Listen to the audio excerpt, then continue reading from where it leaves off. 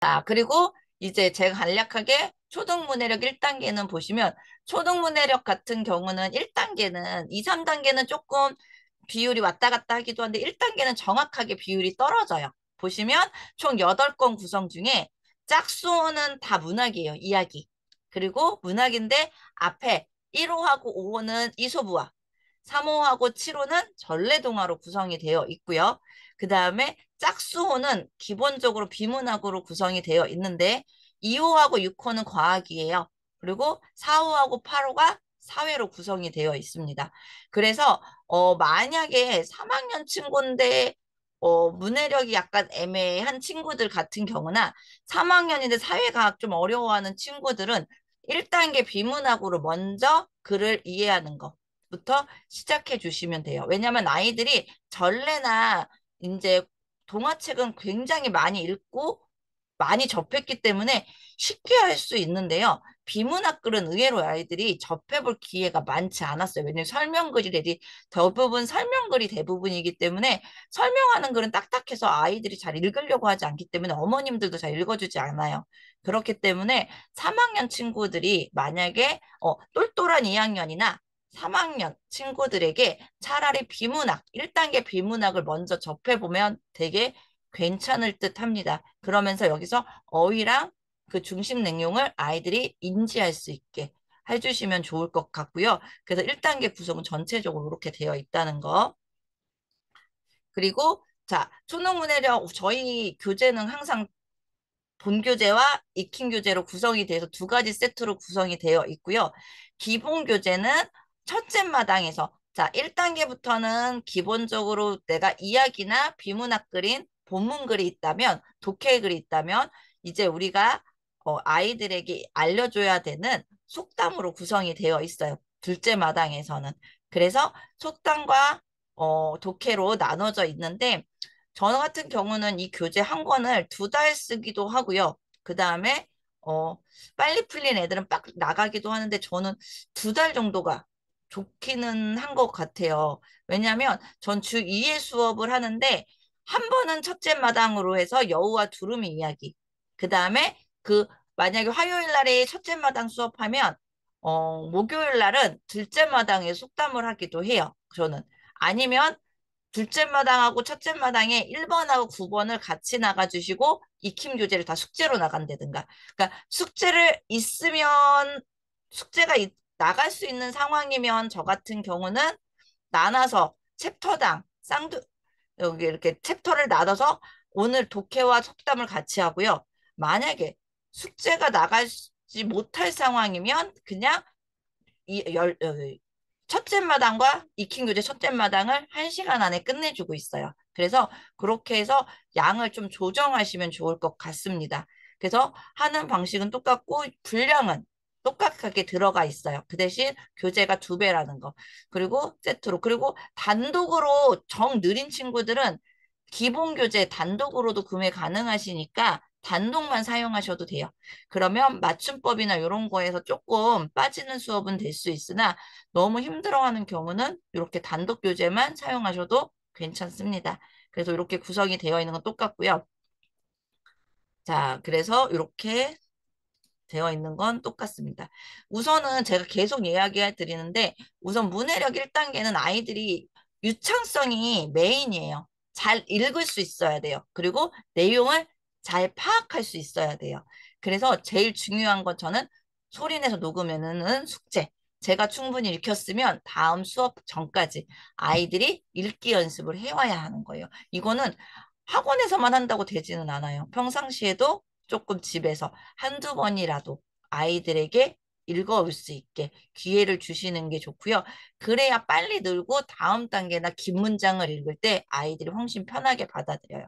저 보시면 끊어읽기 저하고 같이 한 거고요. 이 친구들한테 원인 결과를 찾아 막 그렇게 얘기하면 1학년 친구들은 너무 힘들어해요.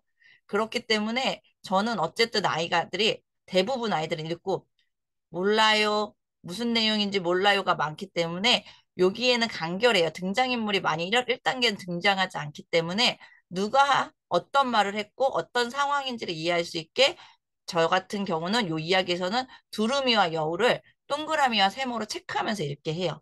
그러면 누가 한 말이고 누가 무슨 일을 당했는지 사건의 흐름을 아이들이 이해하시면서 읽을 수 있어요. 그래서 항상 이렇게 체크한 다음에 아이들에게 마지막에 어떤 일이야? 누구랑 누가 나와? 그러면은 여우랑 두루미가요. 어떤 일이 있었어? 여우가 두루미를 두루미가 여우를 저녁 식사에 초대했는데 지난번에 앞에 이야기가 연결되거든요.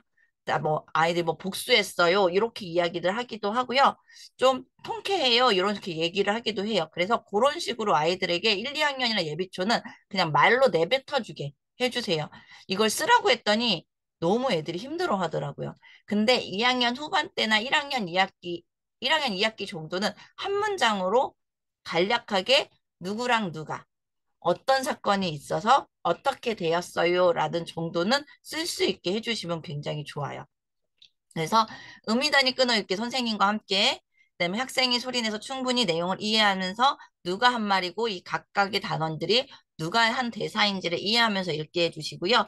마지막으로 누무견, 누가 무엇을 결론적으로 어떻게 했는지 한문 요약까지. 이 마지막 단계에서는 좀 아이가 글쓰기를 어느 정도 쓴다든가 내용을 이해할 수 있는 최소 1학년 2학기 정도에 시도하시는 게 좋고요. 1학년 1학기도 또 똘똘한 친구는 가능합니다. 그리고 1단계까지는 유창성 훈련에 저는 더 포커스를 맞추고 있는 편이고요. 유창성을 해서 글을 유창하게 읽고 글의 흐름을 파악하는 쪽으로 더 포커스를 맞춰서 지도하고 있습니다.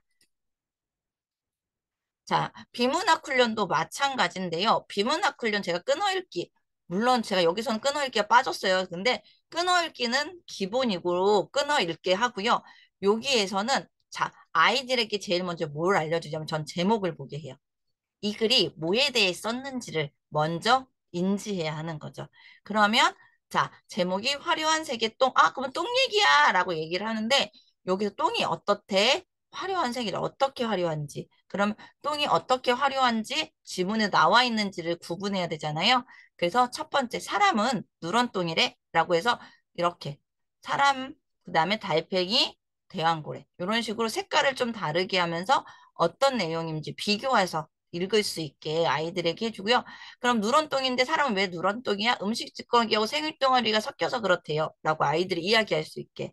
그리고 그런데 화려한 똥은 누구야? 그러면 달팽이하고 고래요. 근데 왜? 동물들은 왜 화려한 때? 자기가 먹은 음식 때문에 그래요. 음식 색깔이 그대로 나오기 때문입니다. 라고 아이들이 내용을 파악해서 이해할 수 있을 정도로. 그래서 이렇게 훈련을 하는 친구들이 어떤 것을 무엇을 설명했는지 아는 친구들이 나중에 문장이 길어지고 단락이 길어졌을 때 더 핵심적으로 파악할 수 있어요. 1단계는 문장이 딱 떨어져요. 뭐가 무엇을 했다. 그래서 근데 그거는 무엇 때문이다. 라고 정확하게 비문학 독해가 되어 있고요.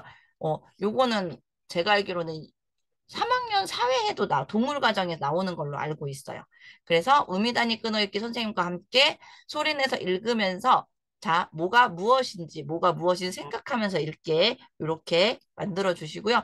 마지막으로 이 글은 전체적으로 뭐에 대한 이야기인지. 그러면 똥이요. 색깔이 화려한데 사람 똥은 이렇고 뭐 동물들 똥은 이래요라고 아이들이 이야기할 수 있게 내뱉어만 주어도 여기에서는 괜찮습니다. 그래서 2학년 친구들까지도 비문학을 정리하라면 굉장히 힘들거든요. 그렇기 때문에 말로 내뱉어만 주셔도 괜찮습니다. 그래서 여기에서도 역시 아이들이 읽고 글을 이해하는 것. 근데 비문학 독해에서는 무엇에 대한 이야기인지를 정확하게 이해할 수 있게 해주시면 좋을 것 같습니다. 자, 그리고 자 보시면 자 익힘 교재의 본 교재의 학습 분량은 똑같아요. 저기 앞에 본문 하나 빠진 거 빼고는요. 익힘 교재 학습 분량은 똑같고요. 앞에서 본문을 그렇게 분석해 주시면 뒤에 문제들 선생님 손 안 대고 아이들이 어느 정도 할 수 있습니다. 조금 초창기에 지도만 해주시면 그 다음에 익힘 교재는 숙제로 나가셔도 되고 아니면 끝나고 아이들 확인 학습으로 사용하셔도 되는데 여기에는 지문이 포함되어 있지 않는 거 알고 계시죠? 그래서 본교재의 지문과 함께 볼 수 있도록 아이들하고 지도해 주시는 게 가장 좋습니다. 그렇게 해서 제가 오늘 간략하게 이렇게 만들었고요. 제가 그때 지문을 어저께 본사에서 전달을 받았는데요. 어, 우선 자, 문해력 테스트 많이들 해보셨나요? 저는 문해력 테스트 갖고 지금, 어, 솔직히 미끼 상품으로 걸었거든요. 어머님들한테.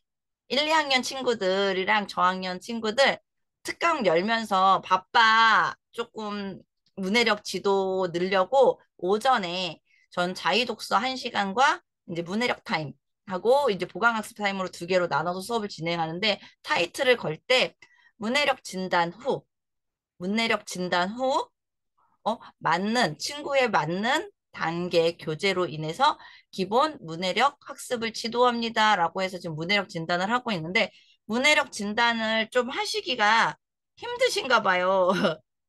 그래서 문해력 테스트를 해봤는데 20점이 나왔다는 초3. 자, 20점이 몇 단계를 하셨는지는 안 써주셨는데, 만약에 1단계를 하셨으면 20점이 나왔다 그러면 이 친구는 정말 첫걸음부터 시작하셔야 되는 게 맞아요. 근데 2단계라고 하시면 조금, 만약에 맞춤법이 안 되어 있으면 심화 단계 쓰셔도 될 것 같고요. 첫걸음 심화 단계와 함께 본교재 쓰시면 좋을 것 같고요. 아니면 방학 특강이라고 하시면 이 친구는 2단계, 3학년이지만 제가 아까 말씀드렸던 1단계의 비문학 독해로 해서 유창성과 함께 읽기. 왜냐면 3학년 친구 좀 자존심 상해할 수 있거든요. 그래서 그렇게 수업을 해주시면 좋을 것 같고요. 그 다음에 문해력 마케팅에 대해서는 저는 우선은 아이들에게 기본이 튼튼해야 된다고 봐요. 어머님들이 누구나 걱정하셔야 되는 나중에 되면 정말 안 되는 게 고학년도 절대 안 되는 거, 제일 안 되는 거. 글씨, 운필력, 그 다음에 띄어쓰기 맞춤법. 요 세 가지는 저학년 때 안 잡으면 잡기가 너무 힘들어요. 그래서 어쨌든 자 손흥민 저기 아버님도 그랬잖아요. 얘는 기초훈련이 탄탄했다. 하루에 몇 시간씩 축구공을 찼다. 기초훈련. 똑같아요. 저희 문해력 교재는 기초훈련 단계예요. 누구나 어느 아이들이나 기본적으로 베이스에 깔아야 되는 기초한제고요. 그리고 그 어느 교재에서도 맞춤법이나 쓰기 노트를 적용해서 나온 문제집은 없었어요. 그리고 문해력 시중 문해력 교재도 마찬가지고요. 그래서 저 같은 경우도 쓰기 노트 따로 쓴다든가 아이들에게 그렇게 사용을 했거든요. 근데 그럴 필요 없이 아이들이 익숙하게 쉽게 편하게 다가갈 수 있기 때문에 그렇게 말씀을 해주시면 마케팅 전략에서 좋고요. 우선 교과의 베이스가 된다는 것과 교과 연계되어 있다는 것 그리고 이렇게 간단한 글을 통해서 점점점 확장해 나가야 아이들이 나중에 긴 글을 파악하는데 훨씬 더 유리하다는 것, 훈련을 한다는 걸 말씀드려 드리면 좋을 것 같고요.